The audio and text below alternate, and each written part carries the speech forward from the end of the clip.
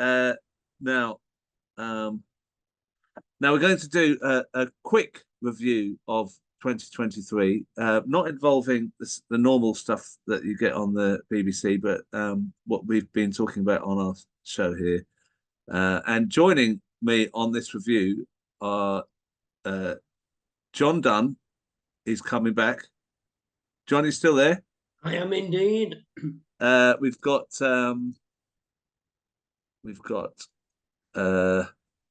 Naomi Wimborne-Idrissi. How you doing, Naomi? I'm good, thank you very much, Crispin. What a wonderful show. What a terrible time we live in, though. Yeah, but it's better when you're around, Naomi. Oh, bless you. You too. Dr. Bob Gill. Hi, Crispin. Hi, everybody.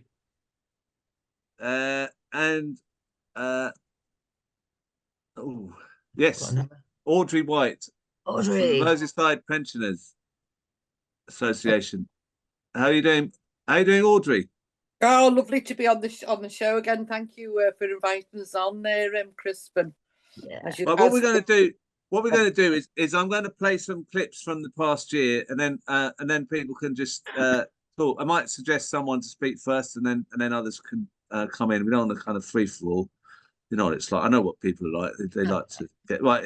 This is a clip of what's happened with left groups in the past year. It starts off with something that Ken Loach said on this show.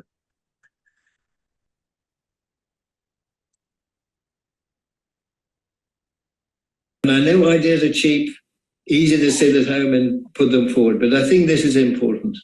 Independent Labour candidates, a network, same programme for each candidate, targeting the most egregious Labour right-wingers, and backed, one hopes, by the unions when we stand on their ideas, by the campaigns when we stand on their ideas. Maybe then I think we begin to have something. Then I think if you've got 100, 200, 300 candidates, it would be impossible for the mainstream media to ignore you, particularly if Jeremy were one of them, particularly if there were well-known people in other candidacies. So we had a public presence. Once we're into that public discourse, then we have to be taken seriously. Then you have the nucleus then of, here's our political demands, we have no political representation. If it's done on the right scale, if it's done with the discipline, we know in all the constituencies, there are like shadow CLPs ready to regenerate, to reorganize, to have this possibility, this level of activity, this passion, this need above all. And to duck that challenge would be the biggest historic failure of the left in my lifetime. And that's bloody long now, I tell you.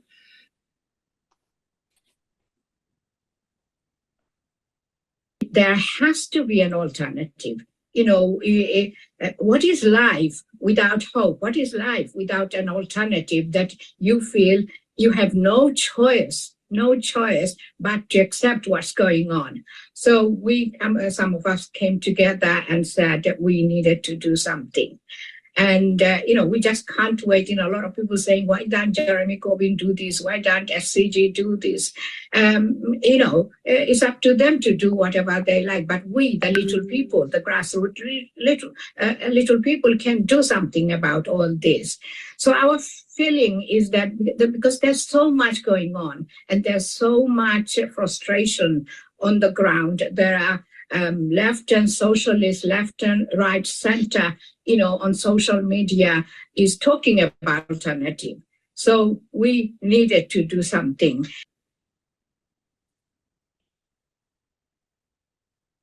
I'm announcing on your show today, thank you, Crispin, that I have no choice. Because I was, you know, it was horrible the first couple of times for lots of reasons that people know about. It was very, very tough. But I'm here, I'm back, and I haven't been anywhere. But I will stand, and I may have to come back for more money because I've got no other backing, and I'm not a wealthy person, sadly. But incredibly encouraging, amazing, quite shocking for me actually, and very touching.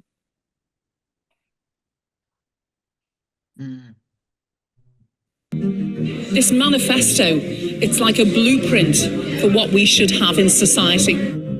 It's important that we as pensioners make sure that we clearly say what we need, what sort of a world we need. And it covers everything. It covers transport, health, pensions, schools, education, social care. It covers everything that you want to live a dignified life. The aim is to try and set up hubs across the country. We will hold what people would recognise as a form of a constituency party. But obviously it won't be a constituency party, it'll be a hub. But obviously we'll be talking about the agenda that we feel is important to us and planning campaigns in the communities. We want to get to the point where those hubs are calling for people's parliaments, holding people parliaments in the local community where people will be able to come along from the general public. We would be asking them from our street stalls to identify an issue that they thought was relevant locally, that would make a difference to their lives, a national issue which would make a difference to their lives, and one of the principles that we believe would benefit all of our lives too. We'll be asking them to submit those questions. We'll be selecting a speaker on the night of a People's Parliament. We'll be selecting the questions on the night of the People's Parliament, and we'll debate those questions, and at the end of it we'll come out with what the people's priorities in that community are from the actual people. You know, that's the aim of it.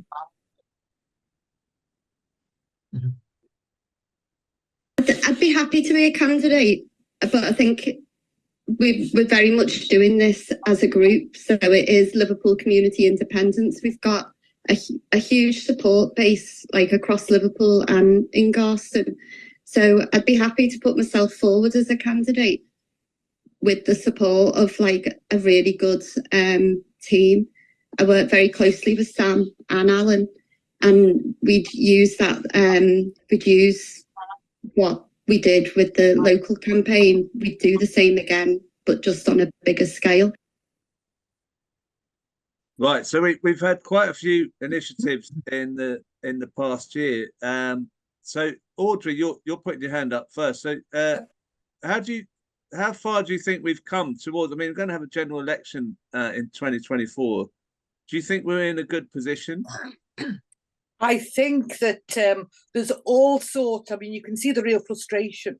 There's all sorts of people wanting to come forward and organisations coming forward. We need a party, we need a party, we need a party. Well, of course, we need a mass party. And that's what we're talking about. How do we build a mass party? You know, and we're looking at the point of view of everywhere, right across the country. There's all these fantastic activists. You know, look what's happened with Palestine, look what's happened with, you know, your local gardens or your it strikes and all the rest of it. There's tremendous action. Well, how do we join the dots? And this is what Ken is obviously talking about for the Many Network. You can't go and impose a party. This is going to be the party. What you have to say is all parties traditionally grow from movements. So our movements all need to be united. We're not talking about from the top down, which is okay, that's fine. Some people are saying, come and just be an MP and all the rest of it. What we're saying is, we've got a body of people. And as Ian said, hubs, you know, all of us should be in a local hub, whether you call it, you know, it is a hub, because it's a hub for all activism to link up their fights, coordinate their fights, become a strong grassroots movement. Our party will grow out of that. And no matter what way that party grows, it will be full of people who are committed to the 12 principles of the For the Many Network. You've heard me on here say many a time before we came up with this concept, fight where you stand. We don't want to say to anyone, oh, you know, you've got to leave the whatever party you're in and come and join us. Drop that and come and join us. People who've committed years to various organisations, even within the Labour Party, fight where you are. And if you're going to stand in your area, your local hub, your people, all the best activists in your area will know you and they'll get behind you. We will decide as a hub who we will be supporting to stand as an independent, or if it's a good Green councillor, you'd be probably like Joe Baird. You'd probably decide to support Joe Baird. So you will find that we will have voices all around the country standing clearly on the 12 principles that unite us. And that's what Ken's trying to say, unite on our basic principles. And then we'll go forward, and out of that, out of the grassroots solid in the communities, we'll have people who represent us. We'll make sure that the people who are standing, we'll all know their histories. We'll all know their histories because it's local people decide, and no one's going to parachute anybody in or say, oh, we'll have to go for so-and-so. We will decide on who the best people are in our hubs, and we will decide who will stand. So that's what I'm saying. Fight where we stand. Don't make any demands on people, and unite again around the 12 principles. And that's what I wanted to say. So I think we should be hopeful. Yeah, I think we should be hopeful. You think we've come... Finishing now, mass politicization going on now, particularly with Palestine. Yeah, that's true. That Palestine's made a difference to uniting everyone. And Naomi, you've put your hand up. What would you like to say? Oh, 100% agree with Audrey. I really could not have said any of that better. It's exactly what we need to be doing. Fight where you are. This is the big thing, isn't it? And if you're in an area where there is a strong movement around a particular electoral strategy, then go for that. But Parliament isn't everything, is it, folks? I think we've understood that over recent years, that we need to be mobilising around the many important issues that unite us. And again, Audrey's explained that very well. I just had a quick look through what happened in the past year. And one of the things really important is, Labour's right with Lurch was so extreme. I think it took everybody by surprise, even to the extent that you had people who were not on our side before, who didn't stand up against the anti-Semitism smears and so on, like Michael Crick and George Monbiot, even Owen Jones. And I know everybody goes, oh, and I understand why. Aditya Chakraborty in The Guardian's been writing some really incisive criticisms of Starmer and his leadership and the whole way they operate, even before the Gaza thing, and that's obviously accelerated that. You had the attack on Diana, but did you know people are suggesting that schools shouldn't talk about her ideas, because it's in the Daily Express. I'll post the link in a minute. I couldn't believe it when I saw it. Attacking her ideas now, this month, after all that happened to her before. So the race issue and now Gaza. So we've got to, this mobilisation is incredibly important. And yes, what Audrey said, perfect. All the people who you had in your clips, all doing different things in different ways that suit their communities, that's perfect. That's what we want. Nobody has to drop their flag in order to unite around one. We haven't got backing from organised labour at the moment. We haven't got anybody in the Socialist Campaign Group ready to jump. So we can't, as Audrey said, you can't just declare, hey guys, here we are, all rally around our flag. No. Wave your own flags, have your own local, Ian described it beautifully, People's parliaments was the phrase he used, isn't it? People coming together to decide what their priorities are, campaigning around them. If you've got a decent Labour MP, there are still one or two. You don't want to be undermining them. You'll be doing other things. But in areas where you don't and where you've got a base, yes, use the election to build your movement locally. I'll stop there because I think there's so much that others will want to say. Okay, but well, look, I'm going to move there's on hopeful signs.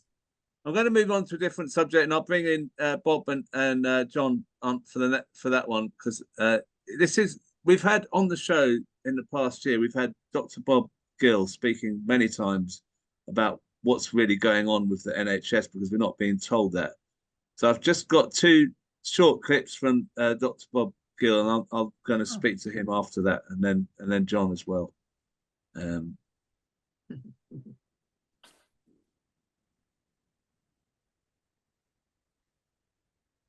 What Starmer and Streeting should be saying above all else is, how do we retain the staff that we have in the NHS, and how do we achieve a pay settlement that will stop the hemorrhage? What Labour are relying on is that their voters, supporters and members don't understand healthcare.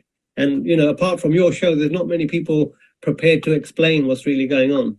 And let's not forget who has donated to Wes Streeting and to Starmer and to other various front benchers in the shadow cabinet is people with interest in private healthcare.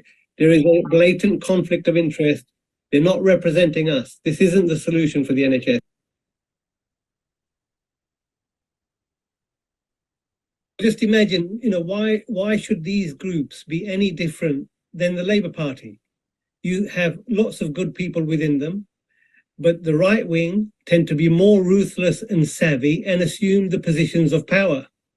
Within the SHA, there's a gentleman called Dr. Brian Fisher, who I got to know through the Save Lewisham Hospital campaign, who personally has interest in private healthcare. And he was formerly, I believe, co-chair of the SHA. So you couldn't make this stuff up. You have somebody who's earning money from privatized healthcare in the echelons of the Socialist Health Association. This is insane. When Corbyn was in power, all these groups, the People's Assembly, Keep Our NHS Public, all the health unions, didn't do a thing to extend public understanding of what's happening to the NHS. All they drone on about is more money and Labour's better than the Tories. That's not good enough. They are largely responsible for the imposed ignorance of the population. I've spent a decade trying to get this message across. It's not a complicated message to tell the public that our NHS is being taken over by American corporations and will be run like an insurance company. That's not a complicated message. Yet all these organizations have failed to make any impression in the public conscience. Now, either they are supremely incompetent or there's something else going on. Bob, I mean, your comments there made some people very upset because you criticised their failure to speak out about Labour Party, really effectively, and Starmer. And that is a concern to me, is if Labour gets in, what will happen to the NHS? And I think it's great that you've pointed this out. I mean, what's your reflection on what's happened in the past year, especially with that controversy of you speaking out against those groups? Yeah, thank you, Crispin. I think it's just confirmed what I've been shouting from the rooftops. Keir Starmer has been endorsed by Larry Fink of BlackRock, the biggest investment capital firm in the world, 7 trillion funds under their control. Wes Streeting has said he will invite the private sector in the front door of the NHS, forget the back door. There was a major parliamentary trick pulled off this week with the passage of a statutory instrument to the Medical Act, which is now bringing non-doctors under the regulation of the General Medical Council, but which will in fact blur the boundaries between doctors and non-doctors and allow the further dumbing down and worsening of public safety within the NHS. Now, the only person that's spoken out about this is Claudia Webb, but the shadow health team have been mute. So Claudia Webb has been exceptional on the NHS, but that's the only person I can name, from within Labour. So be in no doubt, where this is going to head. This is going to head to a completion of the Tory plan. This has been, a cross-party enterprise since back in the 1980s, and it's reaching completion. What's your take on this, John? I mean, the criticism that Bob gave to those groups. I mean, I've effectively been no platforms for even including him on the show and putting his what he said on out there. What's your view on that? Well, there's too much amongst these groups. There's too much effort put into being respectable and responsible. The thing is about the NHS, it's vanishing before our very eyes on a day-to-day basis. And if you listen to people, if you talk about just seeing a GP, people are disgusted that they can't get to see a GP, that they've got to battle through a receptionist, then they might get a telephone call later in the day. This could be a real campaign to show up the system that we've got, to show up the Labour Party, and I think it'd be quite easy. Every hospital has thousands of people there every day. That's where we should be leafleting about the truth, putting a leaflet under every car windscreen that's there. Else, it'll be gone. One of the weaknesses we've had in the past about campaigning on the NHS is it's something you only need when you need it. It's not something you think about every day. But now, just about everybody in the country knows they won't get to see a GP. They're either, or they've got a relative who's waiting for very important treatment, and and they know people that are dying while they're waiting for treatment. It's an open goal for us to campaign on. And if we link this up with all the other things we've talked about and not just make it a single issue campaign, it can be the linchpin of everything that we do over the next year.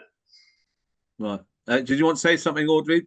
Just very quickly, I think the important thing that Bob always picks up is that it wasn't always about it was about a public health service, but it's never been emphasised, and that's the difference with what Bob says, that it's got to be publicly delivered, and that's where the failure of all these organisations has come in, that and other things, but definitely that one issue. So I just wanted to support Bob on that. Right. Okay, look, I'm going to move on to the time's so short. It was too ambitious to try and do a year in half an hour, but you just got to try your best. And it is better than watching the BBC's stuff, because that's all going to be royal family or whatever it is. Now, the big story for it obviously now is Palestine, and I can't really not talk about that. We can't really not talk about that as a look back at the year. I think talking about what's happening on the left and with the NHS are two important issues too. But I'm just going to play a clip of what we've shown on this show, what we've had on this show regarding Palestine, and some of it's a bit dramatic and upsetting. So please be aware of that. But I think it's important to show it. A real nightmare. About 30 meters from my house, I walk in the whole area. They're killing civilians. Nobody here is involved in any military action. They're killing civilians. The victim is my relative Hatim, who's a very sweet man. He's not involved in anything.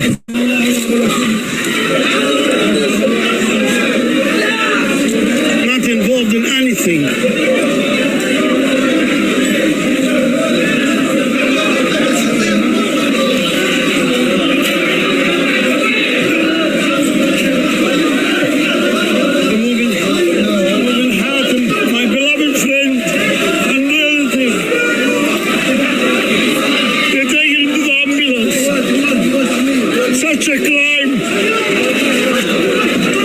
A sweet man, a real sweet man.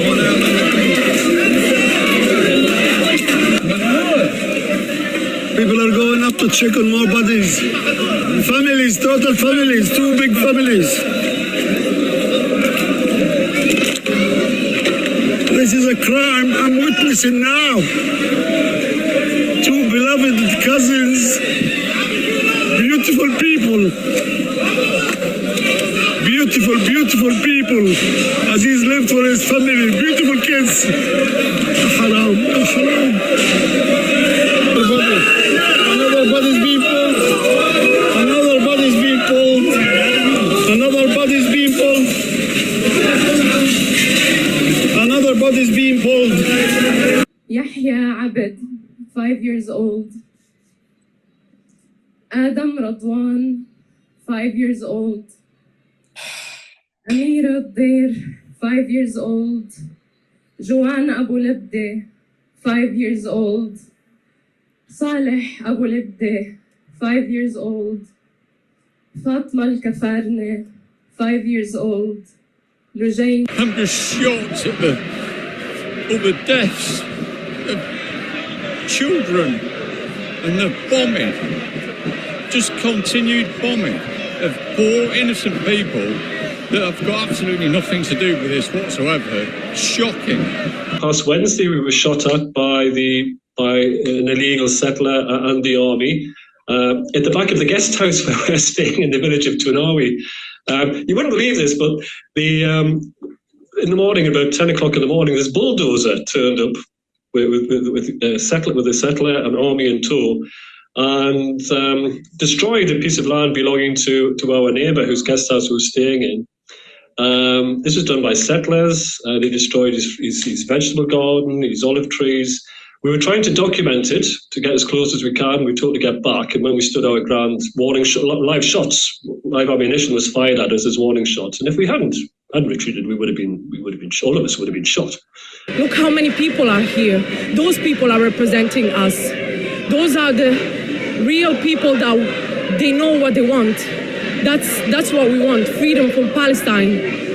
And it's not just Palestine, it's a lot of countries in the Middle East. But Palestine has been like that for 75 years. And people are just scared to talk about it. We're not scared. I show my face. I want to go against it. I don't care if I lose jobs. I don't care. I want people to be free. That's the minimum that we can have in the life. We want freedom. This woman's family died in the Nazi Holocaust. This woman's family died in the Nazi Holocaust. Obviously, the public have the right to peaceful protest, but that can incite hate towards a specific community. That is not hate. That is the hate to protect the Israeli extermination of Gaza. And you know what is hate? Is to assume that Jews supporting it. That is hate. That is anti-Semitic for you to even imply that the Jews support this Holocaust which is happening as we speak in Gaza. The truth. At the moment, it is 151 now dead. I'm refugee. No, shame on you. Shame on you. Don't do this. Don't do this. I was arrested. I immediately went on hunger strike. And after 24 hours, I was released without charges. And I took the same very sign, I put them again on my body and stood outside this very same police station where they had me for 24 hours. I stand in the finest traditions of my people when I say, when I chant, when I sing, from the river to the sea. Don't make any apologies for saying it. It's not a chant of hate, it's a chant of universal love. From the river to the sea. From the river to the European leaders. So they are all complicit with this now. The conscience of the world is on the streets here, and the criminals are in that building, the ones who couldn't even vote to say ceasefire. There's so many bits of footage to show, just to go back on that. What I mean, the horror of Gaza was shown when I interviewed Mashir, who'd been stuck there. I've never seen anything so horrific. Did you watch that, John? Yes, and it truly horrific, and daily we're being shown the carnage in Gaza without any comment. You know, the media are just saturating us, anesthetizing us to this carnage daily. And you know, we've got a political class who are complicit in it, and thank God that there are shows like this. The Grey Zone and American alternate media have got daily bulletins almost from what's happening in the streets of Gaza. But the most heartening thing has been the turnout on these demonstrations. I've been worried about them losing momentum because of the frequency, but they've not. They've grown and grown and grown. And I think, you know, again, it's not about being respectful. We've got to get outside MPs' offices. We've got to expose every MP that refused to condemn Israel. We've got to start shouting about the whole sham that is this so-called parliamentary democracy that's endorsing all this. And hats off to Palestine Action, who are highlighting the murderous firms that are causing this by supplying those arms to the Israelis. So all that's got to happen, and we've got to get behind everything like that. And every one of us has got to do what we can, not just to support Palestine, but to expose the whole rotten system throughout the world that endorses this sort of genocide. Yeah, and Audrey, do you? In my opinion, I've just seen Israel in its true colours with this, and I think many people have. I think that they're losing a lot of people all the time, aren't they? I mean, what we have to say is, you know, the world is at a crossroads, isn't it? You know, you can just see, you know, the scale of barbarism that we're seeing and the complicity of governments across the world and the difference between the governments and the people, you know. So it's like, you know, we thought we were coming to this impasse, you know, before, but this has absolutely made everybody go, my God, how can our governments do what they do? Well, our governments are okay with that because it can let 300,000 people die of austerity without batting an eyelid, and the Labour Party and so on are quite happy to go on with austerity. So we know the nature of the beast, and the nature of the beast is being exposed right across the world. And we have to say that all this, we have a lot of power. We have the power to destroy our own governments, you know, politically, and create another system. And if it takes civil disobedience in you know, any bloody form it takes, we have to do it. And somebody said before, Mike said before, that we have to, you know, we might have to fill the bloody jails. Well, if you're talking about the bloodshed that's gone on, you know, why wouldn't masses of people make that decision to be more militant? We have to expose Starmer, you know, all we don't need to expose Sunak and all the Tories. We know about them. There's people still have these illusions in a Labour Party. So we have to sort of keep saying all the time, look what a monster this man is. Look what a monster the Parliamentary Labour Party is. And we have to fight our own governments in whatever way we can. And you know, the other thing is to support the Udo Amori and all these fantastic people who are leading the way, showing us the future, the struggles we've got ahead of us. But, you know, if it's only a small thing, like letting the avocados, the Israeli avocados and tomatoes, rot on the shelves in Tesco's and Sainsbury's and whatever, you let them rot on the shelves, just like they're letting the children, the women and the men of Palestine rot under the rubble. That's what we've got to do. Even if it's that small an action, let's just do it. And thank you, Audrey. And Bob, to finish, I mean, I can't help thinking that if we have politicians who don't say anything about a genocide, it shows how they see us. I mean, we're all the same. We're all human beings. They treat us the same, wouldn't they?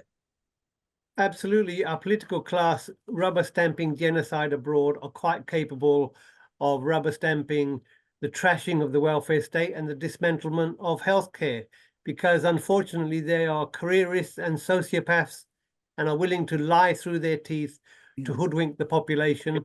But, you know, Gaza has opened people's eyes, and it's tremendous to see the outpouring of support for the Palestinians.